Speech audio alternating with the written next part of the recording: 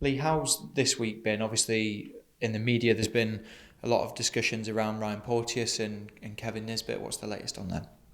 Yeah, it's been another mad week in football. Obviously, we had the disappointment of the defeat, but very quickly, we had to show the boys the positives of the performance. We had to get out and prepare for what is a really big game again for us against Aberdeen. Now, obviously, the two lads in question, in terms of Ryan and Izzy, have been out of the building for the majority of the week, in terms of down at the sort of respected clubs and discussing various bits and bobs with them. So it's been absolutely fine though. We've had the opportunity to bring up a lot of young players, which is a really nice narrative for the weekend.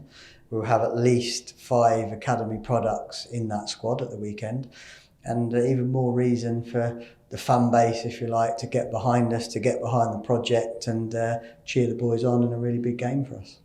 Yeah, obviously those young lads played in the week against Livingston too and put in a really good performance and a win against what was an experienced side, and you watched that one.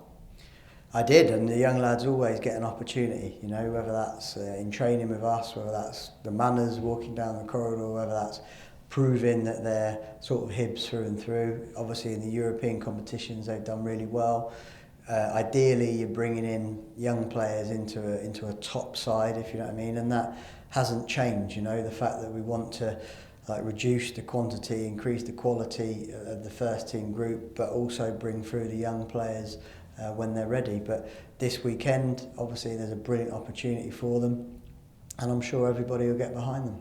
Yeah, and there's still work obviously going on behind the scenes to bring some players in before the deadline too. Yeah, we're active in the market. The club, I think, have done well, and we've done well in terms of moving out a number of players that we felt were potentially surplus to requirements, leaving the space and the financial space to potentially bring one or two bits of quality in. So we're extremely active in the market. We're working hard, but like I say, the narrative for this weekend is more about opportunity for our young players.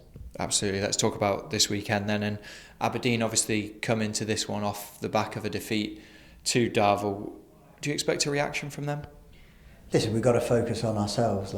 We don't know what's gone on behind the scenes and how the players are feeling and hurting from that performance, but we can take a guess.